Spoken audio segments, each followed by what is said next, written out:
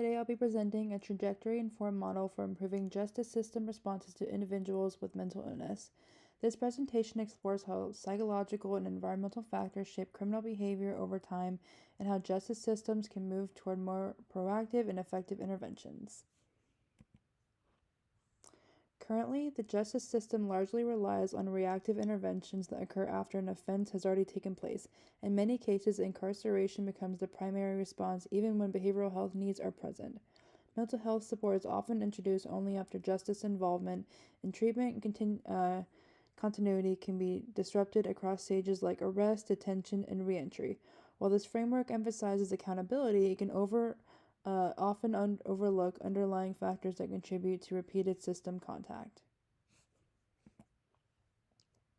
There are several factors driving the need for reform.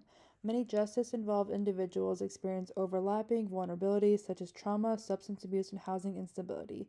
Systems often operate in fragmented ways, meaning behavioral health, justice, and community services are not well integrated.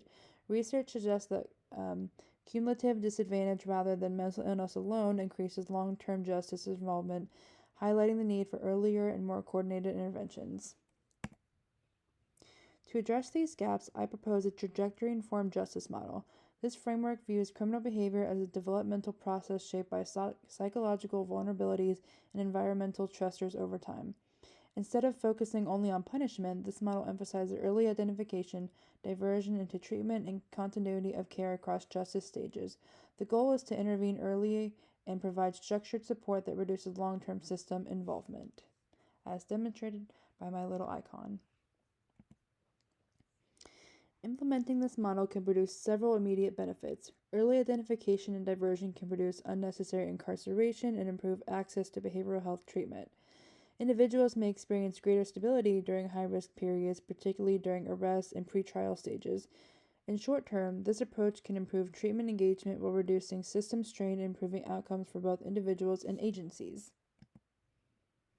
Over the long term, a trajectory-informed model has the potential to reduce recidivism and improve reintegration outcomes. Sustained continuity of care can help individuals maintain stability after release, particularly when paired with housing and community support. Long-term benefits may also include reduced justice system costs, improved public safety, and more humane system responses that focus on recovery rather than repeated incarceration. This model is also feasible because it builds on strategies that already exist in many jurisdictions. Diversion programs, crisis intervention approaches, and reentry planning models provide a strong foundation for implementation. By expanding and coordinating these existing efforts, systems can gradually adopt a trajectory-informed framework without requiring a complete structural redesign. Stakeholders play a critical role in implementing this model.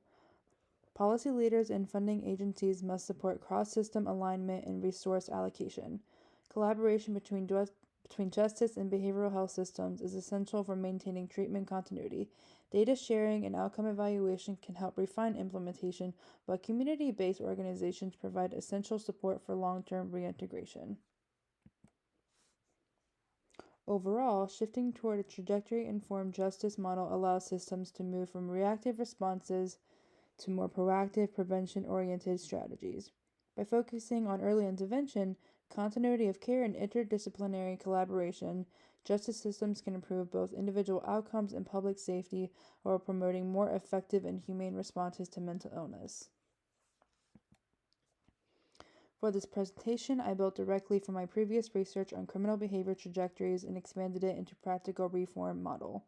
I began by outlining the concepts from my paper and then structured the slides to clearly communicate these ideas in a narrated format. I used PowerPoint to create a clean, organized layout and focused on refining the language so the presentation remained concise but still grounded in research. Throughout the process, I worked to balance clarity and depth while maintaining the narration feel natural and conversational. My goal was to create a polished presentation that clearly translates research into practical implications for justice reform. These are my references I used. Thank you very much for listening.